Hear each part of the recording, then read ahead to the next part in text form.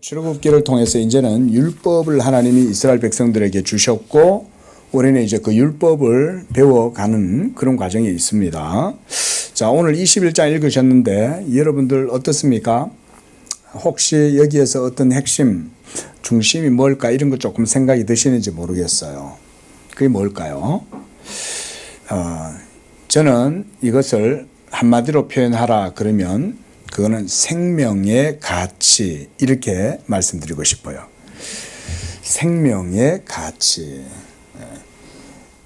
제일 중요한 게 뭡니까? 생명이죠. 그렇죠? 생명이 가장 중요하죠. 그러니까 하나님이 율법을 주시고 율법을 통해서 규정을 해 주시는데 뭘 규정해 주시냐면 생명이라고 하는 것에 대한 그 의미와 가치를 율법을 통해서 규정해 주시는 거예요. 그래서 여러분들 요 개념으로 이 모세의 율법을, 이 율법 언약을 거기에서 배우면 됩니다. 우리가 가치 그러면 그 가치에 상응하는 등가적인 또 가치가 있죠. 그렇죠? 예? 자, 오늘 여기도 보면 가령 예를 들어서 우리가 방금 보았던 35절 보면 이 사람의 소가 저 사람의 소를 받아 죽이면 이 소유물이잖아요. 그죠?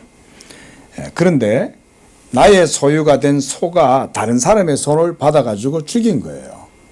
그러면 죽은 소 대신 살아있는 소를 팔아서 그 값을 반으로 나누죠. 벌써 값, 프라이스, 이 가격에 대한, 값에 대한 그 개념이 여기에 나오죠. 그렇게 해서 죽은 것도 반으로 나누고 이렇게 해서 보상을 해주라는 거죠. 그리고 36절에도 보면 그 소가 본래 받는 버릇이 있는 줄을 알고도 임자가 단속하지 아니하였으면 이거는 주인의 책임이 있는 거죠. 우리 소가 맨날 막 들이받는 거 좋아해. 그런 소 있거든요.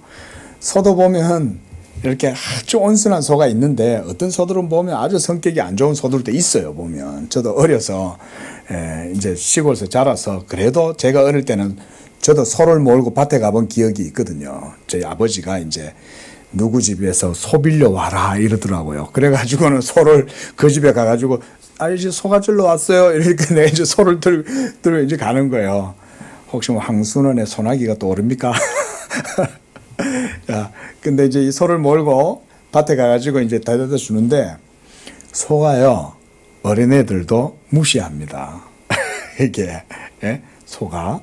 근데 온순한 소는요, 아이가 그냥 가자 그러면 그냥 이렇게 잘 가요. 근데 어떤 소들은 보면 이렇게 애라고 무시하는 소도 있습니다. 그렇게 성질 좀 안 좋은 소들은 주인이 알면 좀 잘 관리를 해야 되는데 이걸 그냥 제대로 아무렇게나 풀어놨더니 이놈의 소가 옆집 소를 들이받아가지고 죽여버렸네?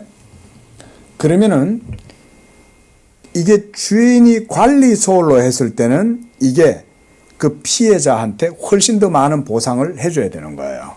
그게 보면 36절에도 그 소가 본래 받는 버릇이 있는 줄 알고도 그 임자가 단속하지 아니하면 그는 소로 소를 갚을 것이고 죽은 것은 그가 차지하라. 그러니까 소도 죽여야 되는 거야. 이게. 그러니까 뭘 보여주시냐면 이걸 통해서 가치의 개념을 보여주는 거예요. 가치의 개념은 누가 정해줄 수 있습니까, 여러분? 자, 우리가 여러분 이 세상에 하나님이 모든 걸 다 창조하셨잖아요. 그러면 창조하신 분이 모든 피조된 것들에 대한 가치를 아시겠죠? 그러지 않겠어요? 그렇죠. 창조하신 분은 이거 창조하신 이유가 있을 거 아니에요. 그렇죠? 그러면 그것의 가치를 오직 하나님만이 정하실 수 있죠. 무엇보다 제일 중요한 가치는 뭘까요? 생명이죠. 그렇죠? 생명은 그 어떤 것으로도 대신할 수가 없어요. 하나님이 이걸 율법을 통해서 이제 가르치기 시작하는 거예요. 백성들한테. 그래서 일명 우리가 이걸 동해보복법이다 이렇게 말해요. 동해보복법이란 뭐냐면 내가 막 부주의하거나 아니면 내가 화가 나가지고 상대방의 일을 쳐버려가지고 부러뜨려 버렸네. 그러면 어떻게 하라는 거예요? 똑같이 너도 그만큼의 피해를 당해야 되는 거예요. 상대방한테 피해를 준 만큼 자기도 그만큼 그걸 해를 받는 거예요. 그래서 동해보복법이라고 하는 거예요. 이거는 여러분 우리가 고대 무슨 함무라비 법전에서 나왔다 이런 식으로 설명하는 분들이 있는데 여러분 그렇게 보시면 안 됩니다. 성경은 하나님이 계시는데 무슨 함무라비예요. 물론 함무라비의 법전에도 동해보복법이 나오긴 해요. 근데 여러분 보세요. 우리가 함무라비 법전이 아니더라도 만약 함무라비가 없었다고 쳐봐요. 함무라비 법전이 없다고 친다 한들 함무라비가 얘기했던 그런 법적인 개념이 사람들 속에 보편적으로 있어요, 없어요? 있죠. 그렇죠. 예를 들어서 우리가 동양에도 우리가 뭐 제자 백가 사상 이러면서 우리가 뭐 노자다 무슨 뭐 공자다 이러지만 또 한비자도 있잖아요. 한비자가 그렇게 법에 대해서 엄격했잖아요. 그 모든 세계는요. 사실은 법적 가치 개념과 의미의 체계가 있습니다, 여러분. 조금 철학적인 이야기이긴 한데 모든 세계가 그러니까 하나님이 창조하신 세계이기 때문에 무의미한 건 한 개도 없어요. 그 어떤 것들도 다 저마다의 가치를 다 갖고 있어요. 태양은 태양의 가치가 있지만 또 말하자면 우리의 달도 달의 가치가 분명히 있죠. 달이 태양처럼 빛이 안 난다고 해서 가치가 없습니까? 달이 없으면 지구는 존재할 수가 없어요. 저마다의 다 가치가 있죠. 그런 가치 개념이 있는데 이런 모든 가치 개념들의 중심은 다 무엇으로 이루어져 있는 겁니까? 생명을 이루는데 효용성이 있는 거예요. 모든 것이 다. 모든 가치는 다 생명을 이루고 또 무엇보다 이 법을 주신 하나님은 생명의 하나님인 거예요. 율법을 통해서 백성들에게 이제 이걸 보여주는 겁니다. 혹시 졸음이 오시면은요, 듣고자 하시면 일어나셔서 서셔도 되고 편하게 오후에는 좀 했으면 좋겠습니다. 예. 그래도 그냥 자고 싶으면 아멘 할 때 아멘 하세요. 자, 이런 내용들을 가지고 지금 우리가 본문을 좀 살펴보면 돼요. 자, 말씀드렸듯이 하나님의 언약 백성이 되는 것은 이 구약 시대에는 율법을 통해서 하나님 섬기는 도를 배우게 하는 거예요. 여러분들이 예수님 믿기 전에는 하나님이 계신 줄도 모르고 또 막상 믿고 보니까 하나님께 기도를 어떻게 해야 되는지, 그러죠. 또 예배라는 게 또 뭔지 이런 거에 대해서 여러분들 막연할 때 없으세요? 있죠, 있죠. 그걸 율법을 통해서 이스라엘 백성들은 배워가는 거예요. 그래서 하나님이 규칙을 정해주는 거예요. 그래서 그 규칙대로 따라하면 뭘 배울 수 있냐면 하나님의 도를 배울 수 있도록 해놓은 거예요. 이 학습은 약간 피동적 방식이야. 나는 이제 그렇게 생각을 해요.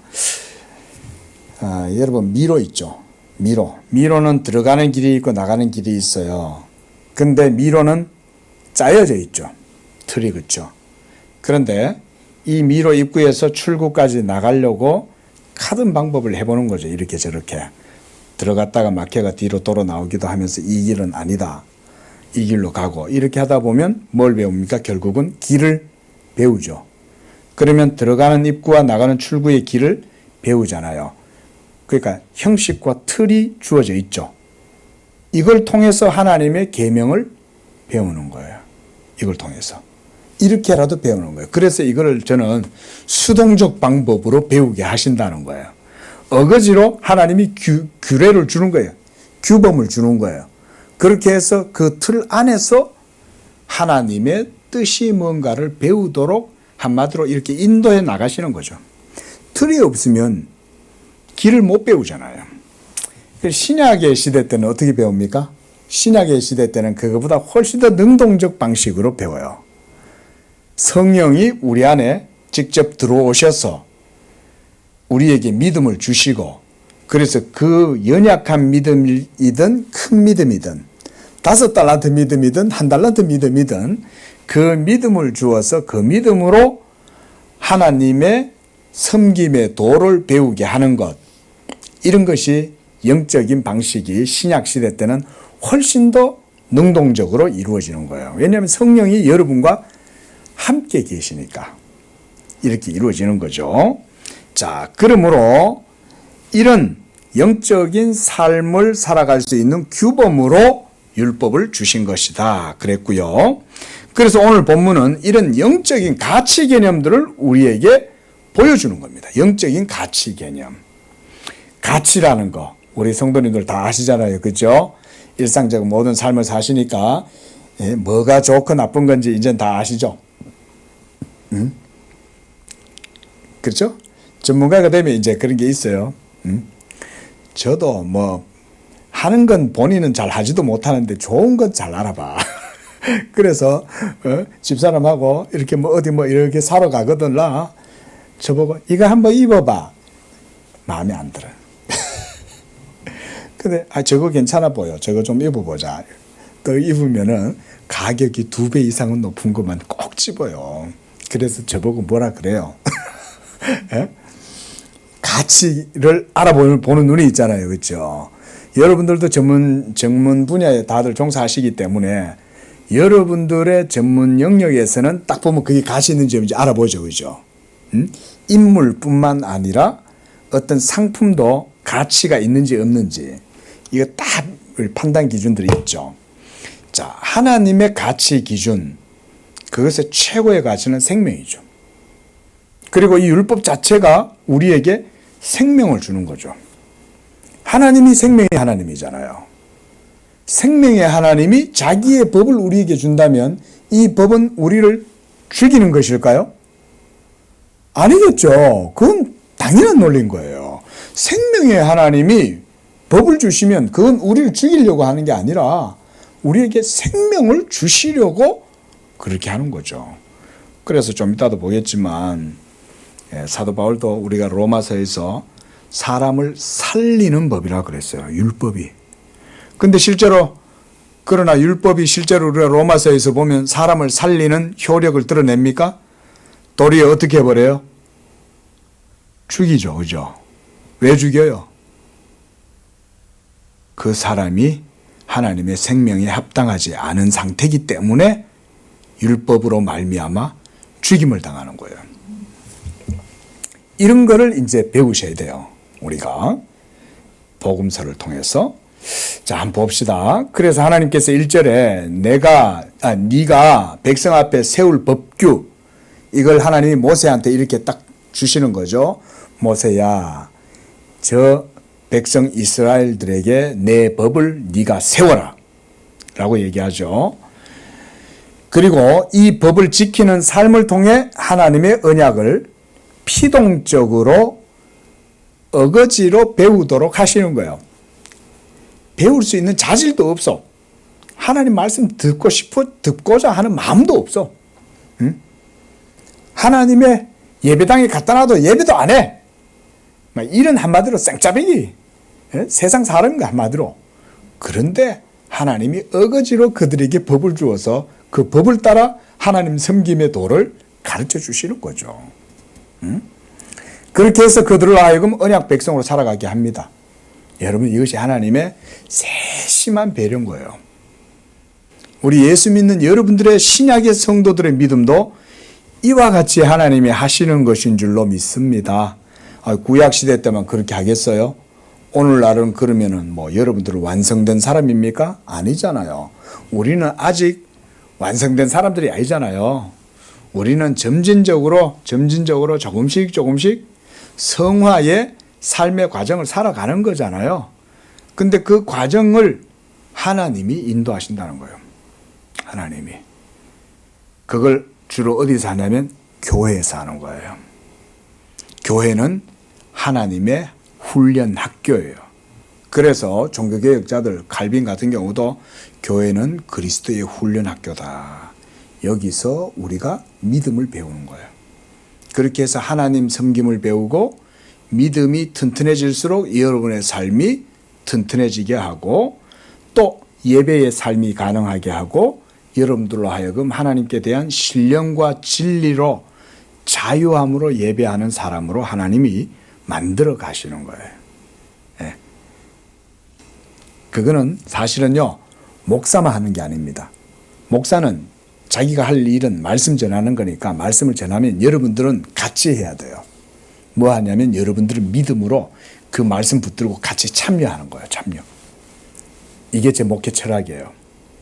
말씀을 전하는 것만이 아닙니다. 여러분이 전해지는 말씀을 탁 붙드는 거예요. 붙들고 같이 믿음으로 능동적으로 그 참여하는 거예요.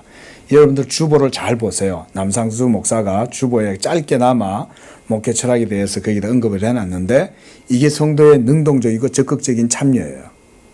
말씀을 들음으로 반응하는 거죠. 말씀을 들을 때. 믿음으로 반응하고 참여하면 그걸 통해서 하나님이 일하시게 됩니다. 일하시도록. 이렇게 일하면요. 이게 나무가 자라는 것처럼 눈에 당장은 안 보여도요.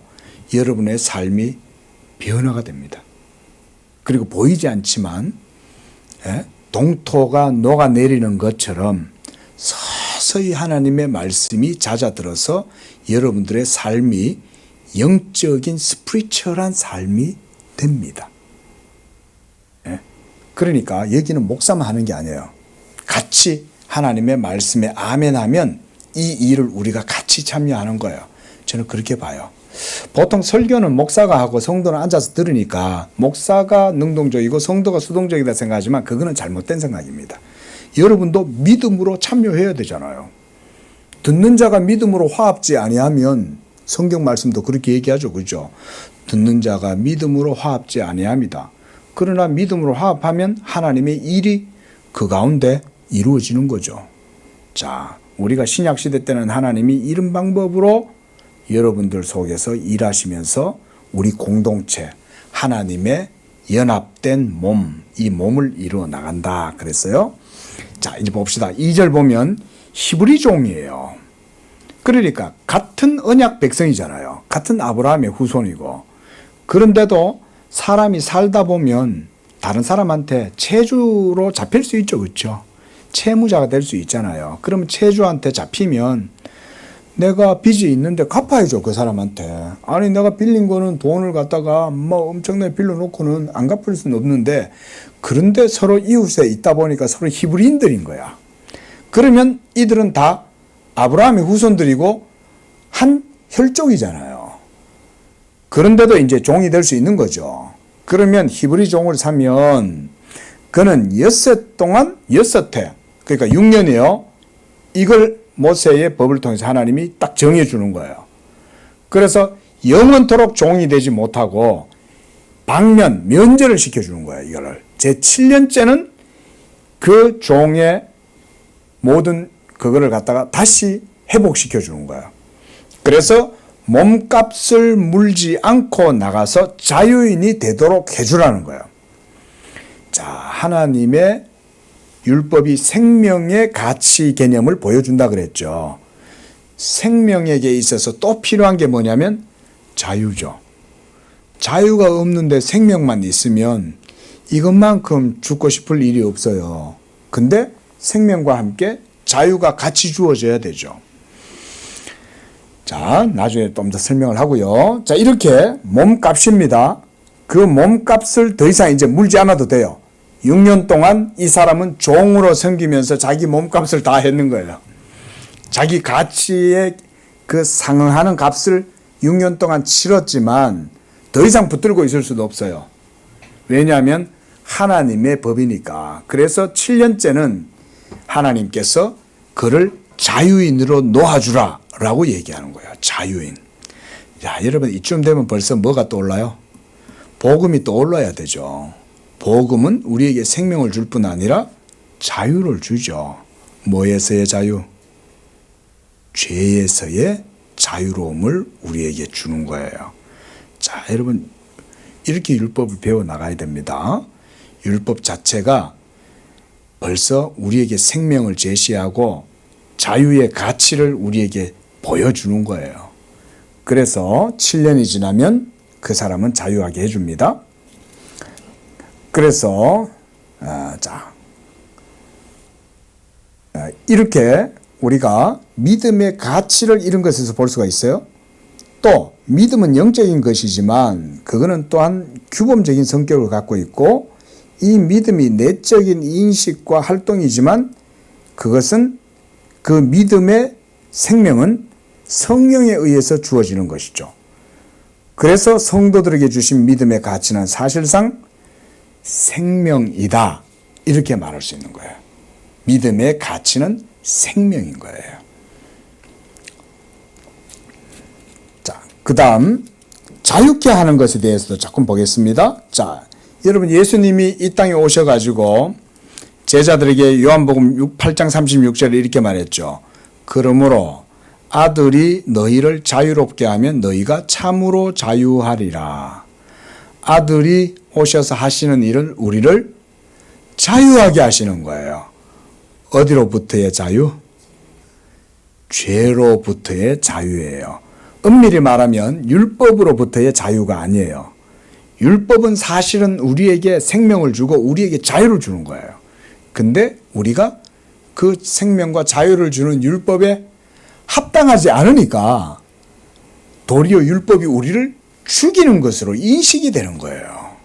율법 그 자체는 생명을 주고 우리를 자유하게 하고자 하는데 이게 우리한테 자꾸 거치는 것으로 인식되는 건 뭐냐? 율법에 문제가 있다는 거예요. 나한테 문제가 있다는 거예요. 나 자신에게 문제가 있는 거예요. 사도 바울이 로마서에서 이걸 설명하는 거예요. 그러면 생명을 주고 살리는 율법이 죄냐? 그럴 수 없느니라. 율법으로 말미암지 않고는 죄를 죄라고 할 수 없기 때문에 하나님이 율법을 주셨고 그것 때문에 너희가 그 율법이 죽이는 것으로 인식이 되는 거 아니냐. 사도 바울이 그런 얘기를 하는 겁니다. 자, 3절 보겠습니다. 만일 그가 단신으로 왔으면 종이에요. 그럼 이 히브리 종은 이제는 7년이 되었을 땐 이제 끝났어요. 그래서 이제 자유롭게 나갈 수 있어요. 그런데 이 사람이 종으로 있다가 장가를 들었어. 결혼을 했어. 그러면 그 아내도 그와 함께 같이 나가요. 그래서 주인에게 속박되지 않는 거예요. 그런데 4절에 보면 이런 경우가 있어요. 만일 상전이, 이거는 이제 주인이에요. 그 히브리인의 종된 사람의 주인이 자기 종에게 아내를 준 거예요. 그러니까 여인을 짝을 지어가지고 준 거예요. 근데 그 여인은 주인에게 속한 종이에요. 그러면 그리고 그 아내가 또 결혼을 했으니까 이 히브리인에게서 자식을 낳아준 거예요. 그래서 이제 아들과 딸을 낳았네. 그러면 그의 아내와 그의 자식들은 그 이제 해방되는 면제되는 그 사람의 소유가 아니고 원래 주인에게로 그 소유권이 여전히 있다는 것을 말해주고 있어요. 여러분 여기서 제가 여러분들에게 한 가지 조금 주의를 드릴 건 뭐냐면 인본주의적으로 보면 안 됩니다. 그러면요 이 율법의 의미를 우리가 제대로 배울 수가 없어요. 자꾸 그게 인본주의라고 하는 그 기준을 가지고 보다 보면 이게 제대로 이해가 안 돼. 근데 그렇게 보지 말고요. 일단은 시대가 고대고 그 고대 시대 때 하나님이 그 상황을 이용해서 그들에게 맞는 법을 제정을 해 주심으로써 하나님의 뜻을 이렇게 보여주는 거죠. 자, 보세요. 소유의 개념이 여기서 나와요. 소유. 쉽게 말하겠습니다. 여러분들은 누구의 소유예요? 여러분들은 여러분들 자신의 것입니까? 사도 바울도 말하잖아요. 우리는 우리 자신의 것이 아니요. 우리는 다 하나님의 것이잖아요. 우리는 살아도 주를 위하여 살고 죽어도 주를 위하여 살고 너희가 먹든지 마시든지 무엇을 하든지 다 하나님의 영광을 위하여 하라. 이 모든 말씀들이 다 이런 맥락 속에서 이해가 되어져야 돼요. 한마디로 말하면 좀 더 단순하게 말하면 이런 얘기예요. 우리는 다 그리스도의 종이죠. 믿습니까? 우리는 다 예수 그리스도의 종이에요. 그러니까 우리는 이제 죄의 종이 아니고 의의 종이 된 거죠. 너희 자신을 불법에 들여 죄의 종이 되지 말고 너희 자신을 하나님께 들여 의의 종이 되어라. 사도 바울이 이렇게 얘기하죠. 지금 그러니까 율법이 우리에게 비록 피동적이고 이렇게 수동적으로 규범을 제시해 주지만 지금 이 규범들이 전부 다 뭘 보여주고 있는 거예요? 복음을 보여주고 있는 거죠. 이 규범 자체가. 자유, 소유 이런 개념들. 우리는 다 하나님의 언약 백성이면 그분의 소유인 거예요. 자, 그래서 우리가 3, 4절을 조금 더 보면 먼저는 가정의 단위를 보여줍니다. 그렇죠? 부부는 하나예요. 자, 부부의 하나됨의 개념이 있습니다. 그런데 이 하나됨의 개념은 이제 연합의 의미를 보여줘요. 그리고 그 종과 그 여자가 한 몸이 되었으므로 이 가정의 단위는 이제 한 단위로 이제 인식이 되는 거죠. 하지만 이 가정의 개념보다 더 상위의 개념이 있어요. 그 더 상위의 개념이 뭐냐면 소유의 개념으로 제시가 되고 있는 거예요. 그래서 보세요.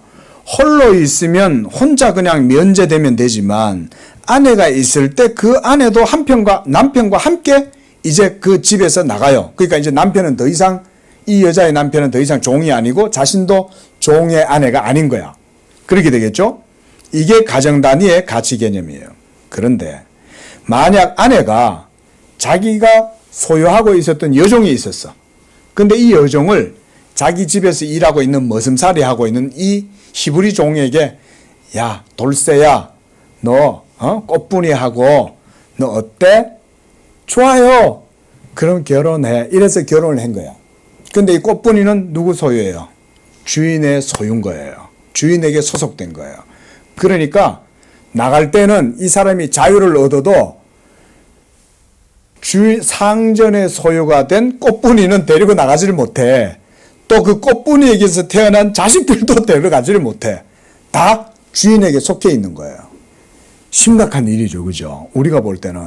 그러니까 이게 이제 인본주의적으로 보면 굉장히 심각한 문제가 생기고 윤리적으로.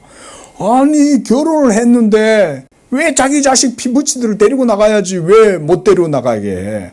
최소한 그럼 아내는 남겨놓고 자식만이라도 데려가도록 해줘야지. 우리가 이렇게 원성을 할 수는 있겠지만 성경을 그렇게 보면 안 된다 그랬어요. 그렇게 보지 말고 하나님이 이렇게 하심으로써 뭘 보여주려고 그러느냐를 우리가 생각을 해야 되는 거예요.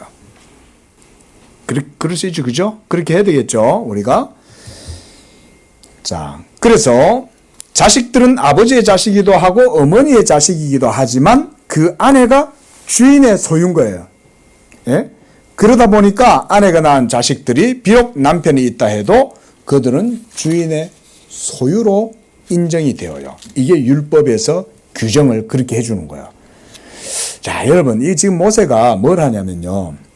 이제 광야에서 40년 생활을 하잖아요. 그럼 이제 하나님의 율법을 모세가 받았잖아요. 백성들의 삶을 이렇게 지도를 하는 거예요. 삶을 살다 보면 누가 빚을 지는 사람도 있을 수도 있고 또 그것 때문에 채무가 생기잖아요. 그러면 와가지고 이제 시비를 할 거 아니에요. 예? 모세님, 저 사람 나한테 돈 빌려 갔어요. 근데 안 갚아요. 갚을 수도 없대요. 어떡하면 돼요? 나 어떻게 해요? 이러면 이제 모세가 정해주는 거죠. 그러면 너, 이렇게 해서 너는 제 집에서 그러면 네가 품삯으로 다 갚아. 이렇게 몸종으로 들어가. 이렇게 이제 규정을 해주는 거예요. 이런 게. 그런데 그냥 단순하게 해주는 게 아닙니다. 모세는 하나님의 계명의 법을 따라서 지혜롭게 모든 것들을 규범을 정해주는 거예요. 아무렇게나 하는 게 아닙니다. 딱 이렇게 정해줌으로써 이런 모든 규범들을 통해서 하나님의 그 의미, 율법의 참된 의미와 가치 개념을 보여주고자 하는 거예요. 그걸 통해 가지고. 자, 그래서 베드로전서 2장 9절에 보면 우리 성도들에서 이렇게 얘기하죠. 너희는 택하신 족속이요 왕같은 제사장들이요 거룩한 나라요 그의 소유된 백성이다 그랬어요. 우리는 하나님의 소유된 백성인 거예요. 여러분들은 모두 하나님의 소유된 백성입니다. 그렇죠? 그래서 애굽에서 처음 난 자마다 하나님이 애굽인들은 모조리 다 장자들은 심판하시지만 이스라엘 백성들은 하나님이 안 건드시죠. 그래서 이스라엘에게서 난 모든 첫째는 다 하나님의 것이라고 하나님이 선언을 하시는 거예요. 이렇게 하나님의 소유라고 선언을 하시는 것은 뭐냐? 하나님의 구원을 보여주는 거예요. 우리는 다 하나님의 소유된 백성으로서 구원을 얻는 거예요, 이게. 자, 그런 것들을 지금 보여주는 겁니다. 성경에 있는. 자, 그래서 말씀드렸듯이 복음의 의미와 가치를 보여주는 것이다. 이렇게 보면 돼요. 그래서 죄의 종이 되었던 자를 하나님이 자유하게 하시는 것을 보여줌과 동시에 자기에게 속한 언약 백성됨과 함께 그들이 하나님의 소유시요 인치신 자들이라는 것을, 이런 영적인 의미를 모세 율법을 통해 보여줍니다. 자, 생각해 보세요. 수백만 명들이 이제 광야에서 삶을 사는 거예요. 그런데 그 모든 백성들이 삶의 체계가 있고 질서가 있어야 되잖아요. 근데 그 중심이 뭐가 돼야 됩니까? 하나님의 법이 중심이 돼야 되잖아요. 그래서 율법은 의식법도 있지만 도덕법도 있지만 시민법으로서의 기능도 주어져 있는 거예요. 왜냐하면 공동체, 소키에타스, 그러니까 소사이어티가 이루어져 살아야 되잖아요. 그 안에서 그런 공동체적 삶을 살기 위해서 율법을 부여해 주시고 이걸 통해서 하나님의 언약을 배우게 하시는 거예요. 삶을 통해서. 공동체 전체가 다. 이렇게. 5절도 봅시다. 종이 분명히 말하기를, 시간이 많이 갔네요. 자, 빨리 넘어가겠습니다. 자, 근데 이 종이, 아니, 근데 자기 자식 두고, 아내를 두고 자기 혼자 어떻게 나가, 그죠? 그러니까, 안 돼. 그래가지고는 주인한테 그런 거예요. 나 그냥 자유인 안 할래요. 나 그냥 주인님 밑에서 계속 그냥, 몸종하면서 내 아내, 처자식들하고 나 살 거예요. 그럼 너 자유 안 누려도 돼? 라고 주인이 묻겠죠. 율법에 의하면 네가 나가야 돼. 너 이제 자유인이야. 네 마음대로 하면 돼. 근데 이 사람이 어떻게 해요? 안 하죠. 자기 자식 두고 자유를 누리면 뭐해. 그러니까 다시 어떻게 해요?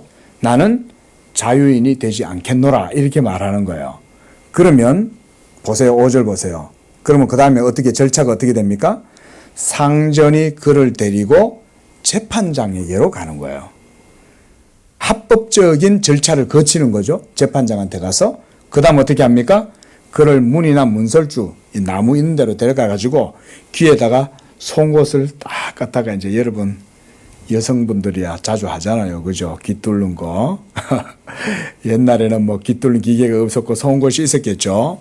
이걸로다가 귀를 딱 뚫으면서 그 사람을 말하자면 인을 치는 거예요. 표식을 남기는 거예요. 이 사람은 이제 아무개 씨의 집에서 이제는 계속해서 종이다. 소유가 되는 거예요. 이거를 단순히 노예 제도로 생각을 하면 굉장히 뭔가 이게 상황이 불합리한 것처럼 보이지만 여러분 하나님의 뜻이라고 생각하고 한번 생각해 보세요. 그러면 이게 뭐예요? 자,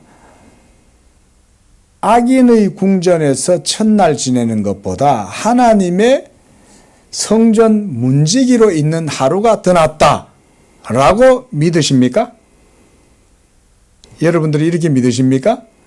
그렇게 믿으면 자, 이 세상에서 자유를 아무리 누린다 한들 그 자유보다 오히려 내가 하나님께 속박당해 갖고 내가 하나님을 섬기는 의의 종이 되겠다. 그러면 여러분은 어느 쪽을 택할 거예요? 나는 하나님께 속박당하는 게 더 좋아, 그죠? 하나님 없이 죄의 종로로 다니면서 이 세상에 속박당해가 살면 자유로운 것 같지만 사실은 진짜 자유를 못 누리잖아요. 여기에서 저는 그런 것을 보여준다고 봅니다. 그래서 실제로 주석가들도 다들 대부분 그렇게 이제 해석을 합니다.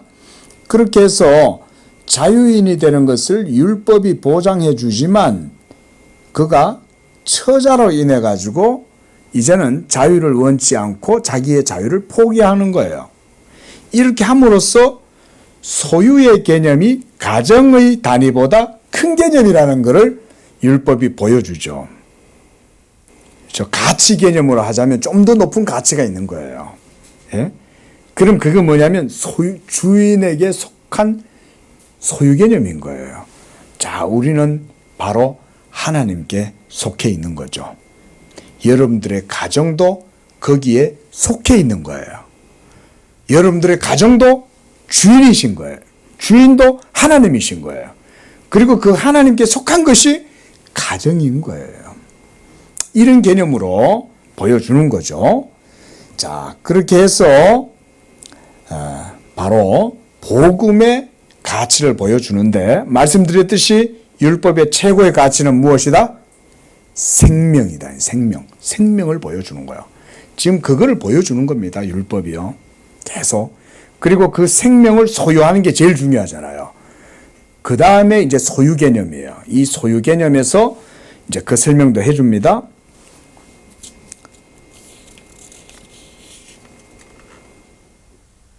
자, 7절도 보세요. 사람이 자기 딸을 여종으로 팔았으면 남종이 같이 나오지 못하고 상전이 그를 기뻐하지 아니하 상관하지 않으면 그를 송양하게 할 것이나 상전이 그 여자를 속인 것이 되었으니 외국인에게는 팔지 못해요. 이방인들한테는 팔면 안 돼.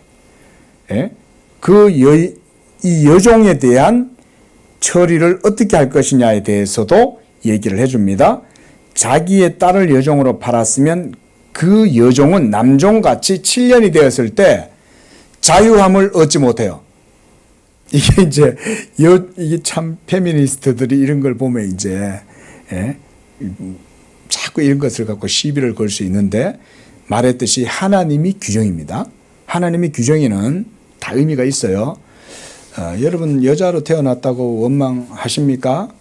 요즘은 원망 안 할 것 같아. 옛날에는 원망하지. 예?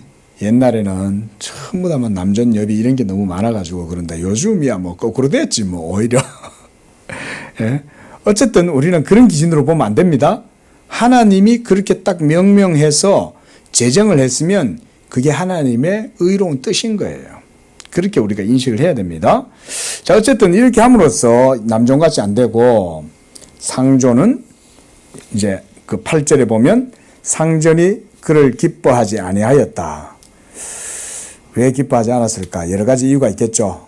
몸이 건강하지 않았던가, 아니면 별로 예쁘지도 안 하고 그래가지고 그냥 먹기는 많이 먹는데 이쁘지도 않아 뭐 이러면서 또 보면 뭐 다 그 약해가지고 사람을 그런 식으로도 판단할 수 있잖아요. 예? 그렇게 할 경우에는 그를 송양하게 할 것이지만, 그러니까 자기의 소유권을 포기하는 거죠. 그건 주인은 할 수 있어요.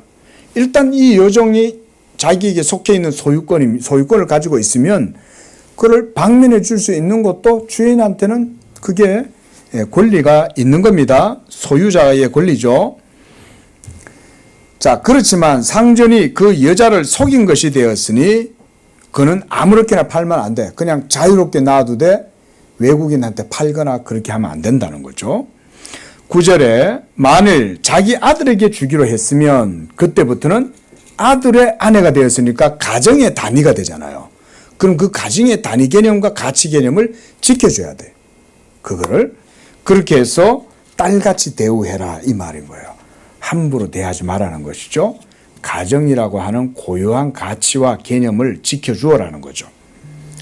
그 다음 상전이 다른 여자에게 장가들지라도 그 여종에게는 음식과 의복과 동침하는 것을 끊지 말고, 그래서 그 여자를 하나님의 법대로 바르게 행해라는 것입니다. 뭐 여종이면 함부로 대할 수 있죠. 그렇죠? 자기 성노리개로 삼는다든지 이렇게 할 수 있잖아요. 그런데 이런 인간의 제도 속에도 하나님이 엄격하게 규범을 정해 주는 거죠. 그래서 소유라 할지라도 함부로 대하지 말고 하나님의 법을 따라서 지켜서 해라.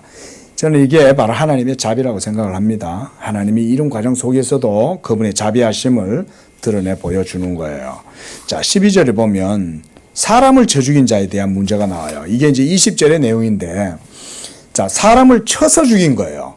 이거는 고의적인 살인이죠. 충동적일지라도 쳐서 죽인 거예요. 그러면 이건 살인이죠. 그러면 13절에 그 사람이 어떻게 해야 됩니까?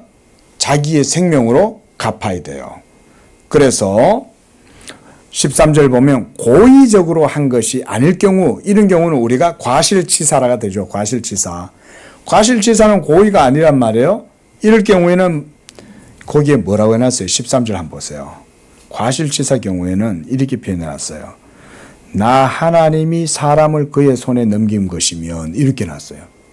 그러니까 누군가가 실수로 어떤 사람을 죽였는데 이거를 성경은 하나님이 그 사람이 죽도록 그 사람의 손을 이용했다는 거예요. 그런데 이 사람은 그냥 우연히 죽인 거예요. 그냥 나무로 이렇게 나무를 한다 도끼질을 하는데 도끼날이 휙 날아가더니 그냥 이 사람한테 탁 맞아 죽은 거예요. 자, 그 사람은 우연히 죽은 게 아닌 거죠.